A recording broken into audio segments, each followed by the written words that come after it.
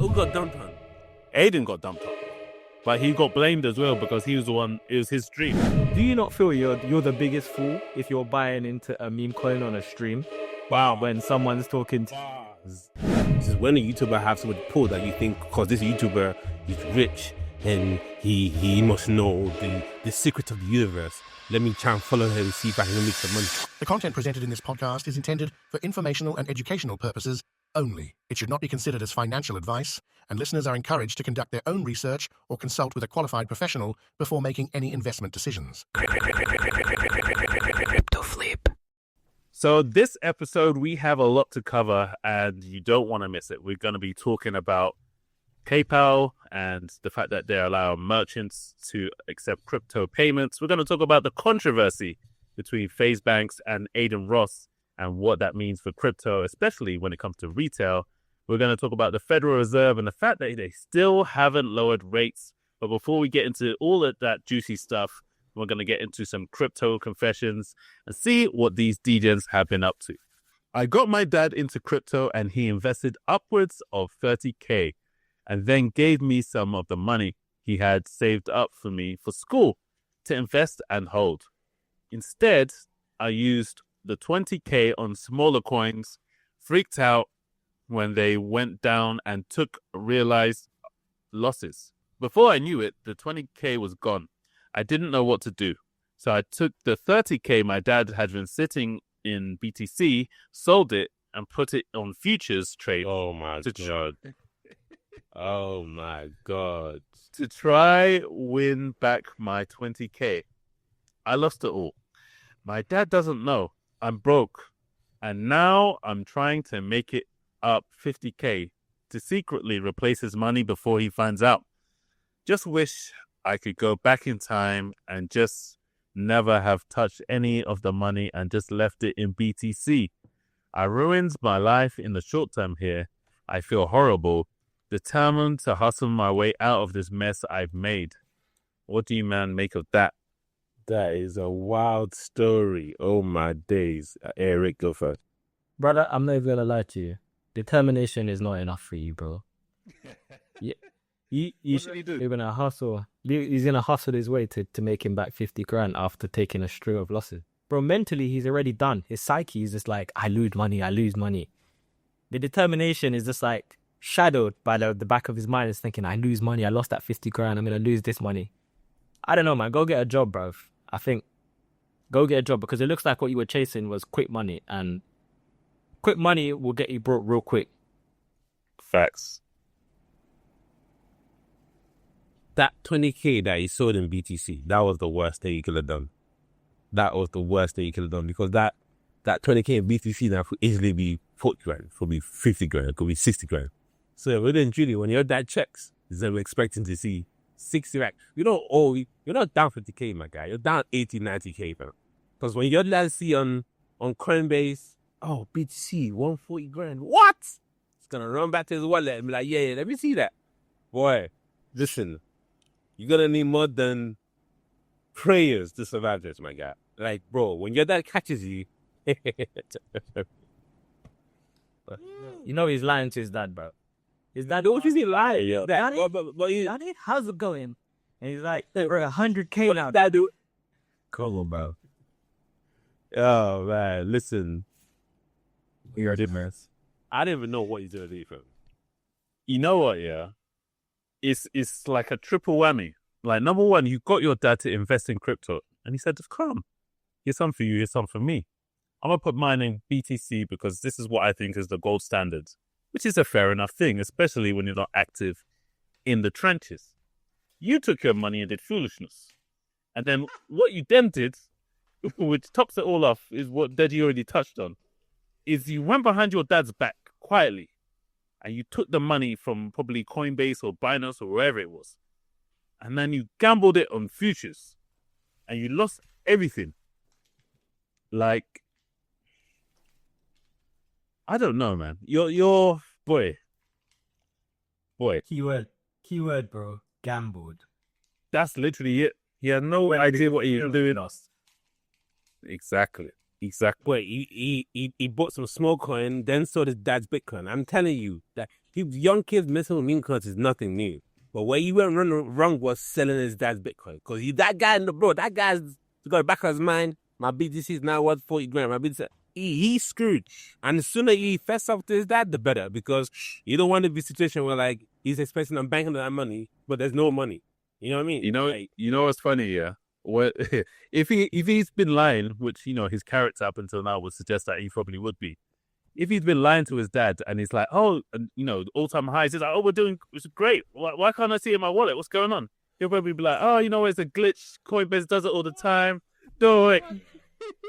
Come on, no one is not zero. Putting the screen down, pulling. No. Oh, my man's gonna be photoshopping numbers on the balance. It's all mad, man. But anyway, Josh, let's move on to the next one. Made over 130K from holding BTC, ETH, and SOL, and a little amount from meme coins. Held that money for over 5 years, planning to go into real estate in 2025, build an 8-apartment building, and retire for a while. Long story short, I got greedy in December and lost everything on meme coins in 2 weeks. Trying to chase the meta, I'm left with $10,000 and depressed as F. I'm back to job hunting. My God. Bro, you know what? Yeah? I'm just going to put this out there, bro. We've been doing this podcast now for a couple years, right? Like, before the meme coin debauchery began, people were not this risky, bro. Like, meme coins have made the worst type of gamblers. Before, we had people blowing it on leverage or blowing it on futures, but bro, so many of the stories now is we got rugged, meme coins blew up. Still obviously futures trading going crazy, but this guy had a decent run, and then decided to lose it all in December, bro. That same portfolio now, BTC, ETH, and SOL, bro, like they're back into stretch now. His 130 would probably be maybe 250 something, and now my man's just struggling in the background. I feel it for you. This is why the advice everyone gives, should give, is if you're gonna jump into meme coins, bro, do it with a small part of your portfolio, because you still get the euphoria of the gains, but you don't get the catastrophic losses when they lose, because they all lose. So yeah, man, that's my advice for my man. I would say I'm sorry to hear it, but someone had to make money in the trenches, and I guess it wasn't you, bro. That's a damn shame. That you owe me. Yo, I'm telling you this here. You can't make this shit up. Honestly, I'm sorry for swearing, guys, but you can't make this shit up. Let me tell you how this done is fuck up. Proportionately, this guy had a holding of BTC, ETH, and SOL, a little bit of meme for it. That's a solid portfolio right there. You have BTC, you have ETH, and you have SOL, and a very small fraction of your portfolio was meme coin. All of a sudden now you had this grand plan, and you like, you know what? Let me be riskier. Let me go higher up the risk curve.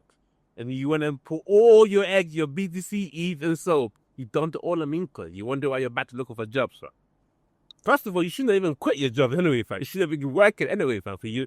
Because with 130K, you haven't really made it. That's not generation change of wealth, fam. So all you need to do was just hold. Like, I feel like ever since this meme coin BS has started, people forgot the original way that people survived this mafia was hodling. Hodling the right asset. Hodling BTC, ETH, SOL, the blue chip tokens.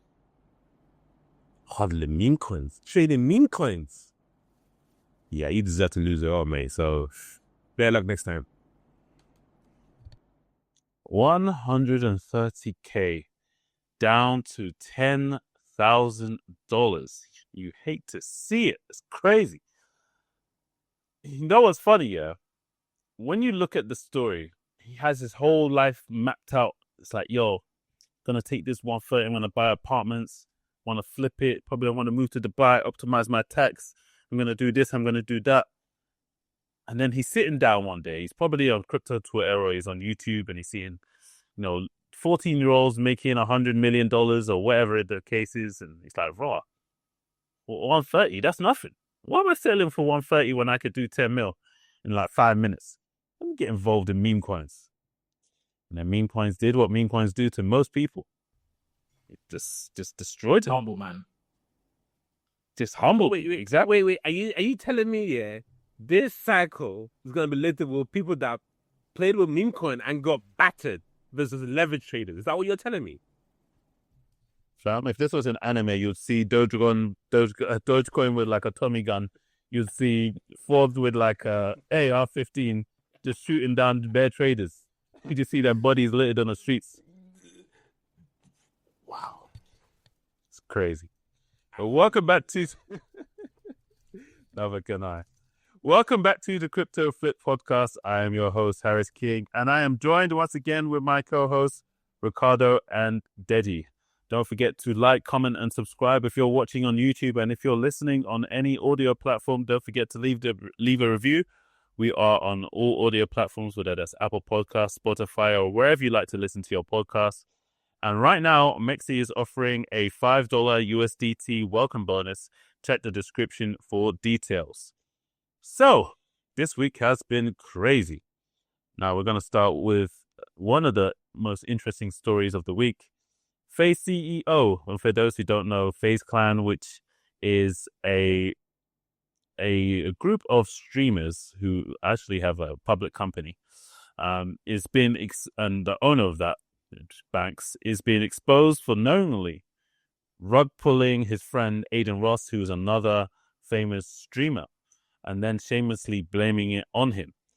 So there's been a lot of controversy around this, and it's been floating around mainly because he got dumped on live on stream, and obviously his followers. Who got dumped on? Adin got dumped on, but he got blamed as well because he was the one. It was his stream, so everyone was blaming him. But he's a noob. He got caught up, and someone that he considered a friend eventually rug pulled on him. But FaZe Banks is maintaining his innocence.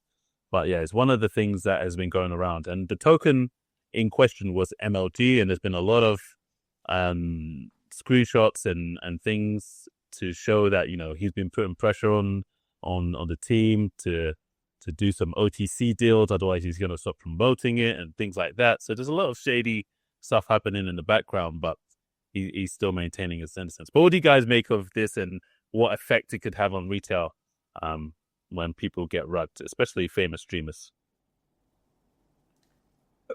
I just don't understand why crypto is in a place where famous YouTube streamers or Twitch streamers, wherever you stream, have such a large pull on crypto tokens, bro. Like, people are watching Adin Ross's stream and decide, I'm going to jump into the coin that he's into and expect it to just work out well. Bro, like, has Hark Tour not shown you anything? Like, all these celebrity meme coins that have just gone to shit, have they not made you think, like, rah, like, I'm going to stay away from these tokens? And the market, bro, it's all about the bigger fool. Like, do you not feel you're the biggest fool if you're buying into a meme coin on a stream? Wow. When someone's talking to you? Do you not feel like you're the biggest, bro? Because you think about investing in Bitcoin, you have countries buying Bitcoin, BlackRock buying Bitcoin. You're doing what they're doing. Like, so you made the assumption that the bigger fool is not you. Like, if you're the fool, then they're also the fool. You're in a smart position. But buying meme coins, bro, at the very last moment, it was bound to happen. I feel like, what's it going to do for the crypto community? It's just going to burn more people. More people are going to be like, this crypto thing's a scam. Younger people are going to be like, nah, it's not for me or whatever. But yeah, man, you shouldn't be looking at these people for financial advice or where to put your money, because these people made money from you watching and you spending money on them while they're streaming. Like, they didn't make money from showing you a portfolio over years for you to then go like, this guy knows what he's talking about with crypto. So don't do it. Just don't do it. And I reckon there's going to be more in future. And Adin Ross can get another guy on his stream. I think Adin Ross had Orangey on his stream, but he wasn't shilling tokens. But yeah, I just think rug pulls are just part of the game, man. But yeah, and did he know maybe he didn't, because it sounds like he's rich enough. I feel like maybe it's just for the exposure. I think Adin Ross is rich enough. Like, he doesn't need to be doing rock bottom. And if it's behind the bus back, he's actually got underhanded deals. I'm admitting my innocence. Future did the same thing. But this is allegedly, obviously. I'm not saying he did, but I'm thinking if that's what's going on, then shame on him. After all the money you made from YouTube and your sponsorship deals, you don't need to be rock bottom your fans. That's just crazy. Well, I honestly think he was a victim because he doesn't know much about it. I'm sorry. This is not his domain, fam. I know what I mean? Like Ricardo, like you said, he's a YouTuber. Since when a YouTuber have so much pull that you think, because this YouTuber, he's rich and he must know the secret of the universe. Let me try and follow him, see if I can make some money. Bro, that is dumb movements right there. It's just as simple as that. So, like, the only thing saving this cycle currently is the fact that there is so much massive institutional interest in Bitcoin and Ethereum and on some of these top echelon token like Shui, So, even the blue chip called meme coins. But if it wasn't because of that, it would have been the debacle, pumped up fund, they failed ICO, and these YouTubers scamming each other and ruffle each other, and that wouldn't be a good narrative for a cycle. There wouldn't be a good meta for a quarter, because right now we're a brand new quarter. We're expecting BTC to make a new all-time high. It stalled a little bit around 118, 119. It hasn't break past. It's been struggling to kind of print that new all-time high. If this is the narrative, I will be back in stables, but it's not, because there is just so much institutional interest. Like, it's just every day people are buying. Like,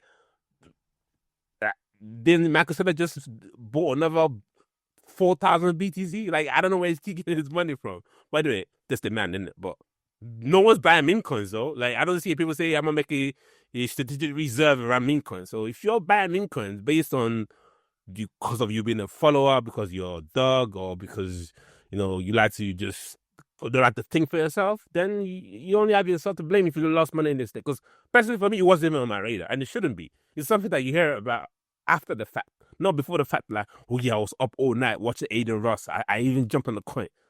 What? Every man's out for themselves, man. You think it's out for you? You know what? Yeah, I agree. I think that Adin wasn't complicit in this scam, simply because his knowledge isn't there. Not to say that can absolve someone of that, but just looking at the facts, I don't think it was him that made this scam what it was.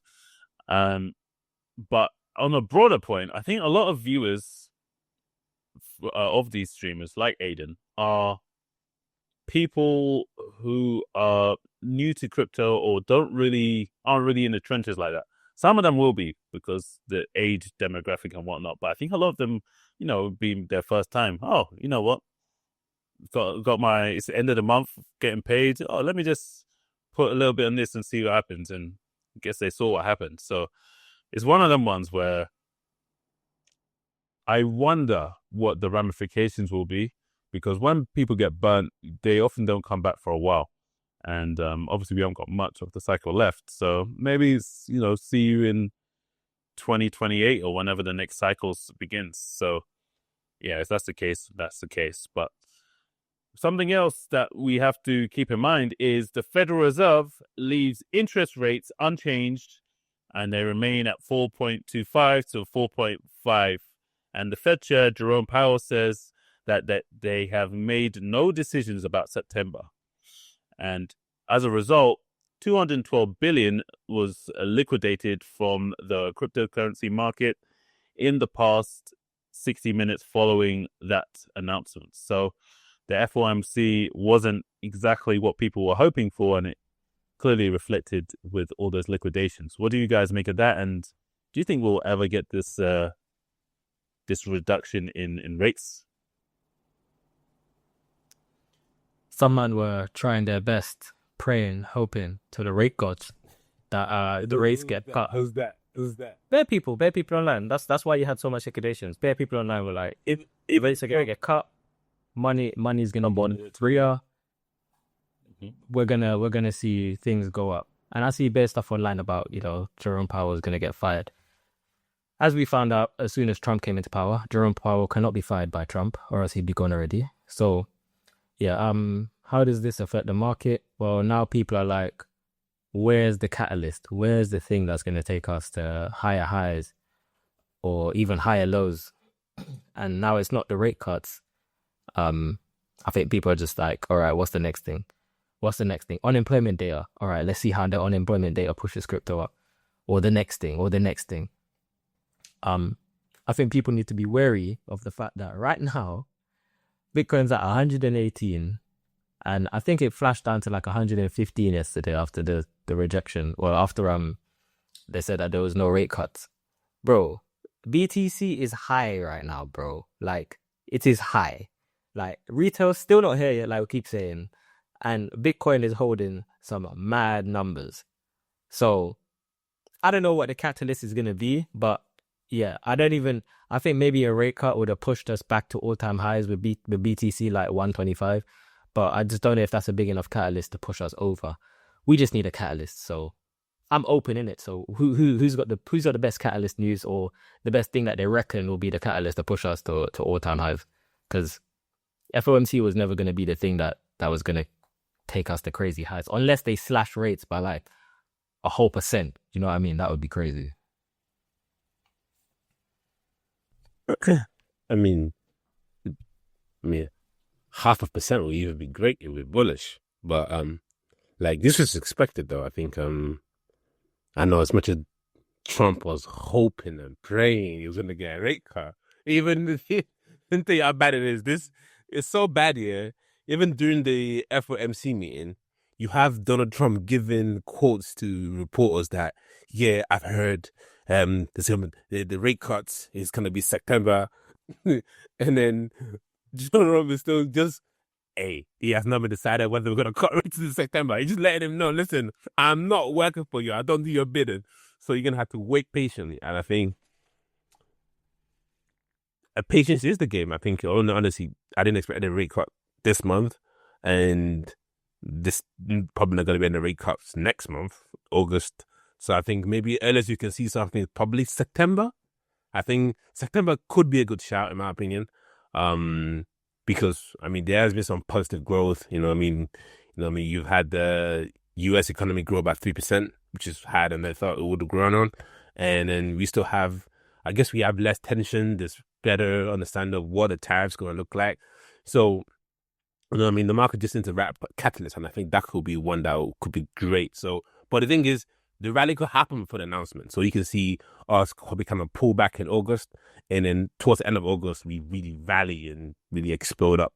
So, I think September is what I'm thinking. We'll probably end of Q3 is what I'm thinking we'll get a rate cut. Like, it was expected it was going to get a rate cut. Not this month, not next month. It's probably September, in my opinion. What do you think, Harris? Yeah, I think when we do get that rate cut, and it will happen. I only put the question out there just to put the question out there, but it will happen. It's just a matter of when. When we get that rate cut, I think the floodgates will open, especially in the short term. And I think long term, it's just bullish, especially for, the last leg of the bull. So it's definitely good. So if that's also what you believe, and that's a thesis that you think, it makes a lot of sense, then positioning for that, I think, makes a lot of sense. Meaning, if you're planning to, take advantage of that last leg, then, you need to have your positions ready to go. I think it's 80% of the gains are in the last 20% of the market. So you really don't want to waste this bull market, especially the last bit where things go parabolic. And with the right catalyst, things can really, really go crazy, especially with alts and potentially with memes. And I definitely think you should make sure that you're ready for that. And someone else who thinks you should be ready is PayPal, because they are now allowing merchants to accept crypto payments. So we've had merchants being able to accept payments before with Stripe, and then they took it away, and then I think they were exploring it again. But PayPal's really taken to crypto, and obviously they've got their own stable coin, and now they want to accept crypto payments. So you might actually see crypto payments on your favorite merchants online and maybe even in store. So what do you guys make of that? Is that going to increase adoption? Is that going to be bullish for crypto, or do people not really care? Bro, there's been talk about PayPal taking merchant payments for crypto for time, bro. And there's even other services like Coinbase Commerce. You can set up a Coinbase Commerce account in like minutes and take. Yeah, but PayPal is more universal though. So PayPal is more universal. I just don't think it will make a big difference.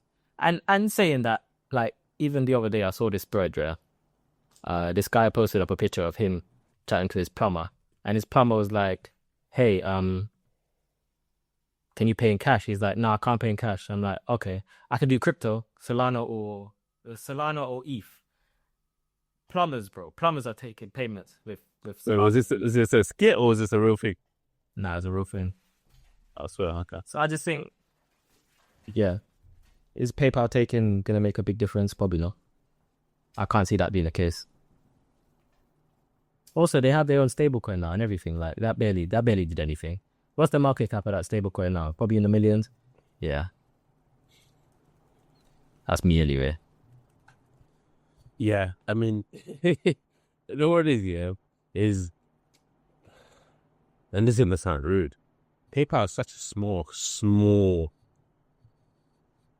player in this crypto game now. So many people have come to the crypto game. I saw yesterday, Rajan, JP Morgan Chase have now partnered up on Coinbase to allow the client to basically view their crypto account from Coinbase. So you can now bring into your Chase app or whatever, and then you can connect probably your Coinbase to Chase as well. So it's like, you having news like that. I mean, I saw the news of of PayPal, and then I didn't think much of it because I'm like, okay, like, you know what I mean? Like, okay, on to the next one. Literally, you know, he chat to me when Tesla buy more Bitcoin, or when some of these top 100 companies in market cap buys or creates more SBR. Like, that's the meta. That's driving meta. This cycle. So PayPal, you know what? No, will be actually be a better news if PayPal buys Bitcoin. You know what I mean? Things like that. That'll be interesting, isn't it? So yeah, but they want to hold Bitcoin and create their own. They want to create their own stablecoin, which is cool. But this is not biggie. They're a merchant. They should be in the game. Yeah, I think it'll be cool because it will start to normalize crypto amongst those people who don't really pay too much attention. Because if they're, you know, buying Lululemons or whatever, and they see like, oh, Bitcoin, I remember my boyfriend talking about this or whatever, and then you can just start to like normalize it. I think that is definitely a potential side effect of this.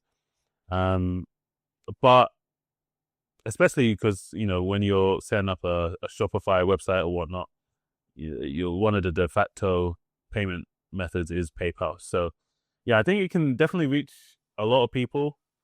Will it matter in the long run? I don't necessarily think so. Are people going to be using it for payments? Probably not initially, but long term it could actually prove to be a pretty good thing, and hopefully they don't renege on it when, you know, prices start to get a bit wild. But yeah, I think it's an interesting idea, and hopefully they actually follow through with it. But with that being said, we'll see you guys in the next one.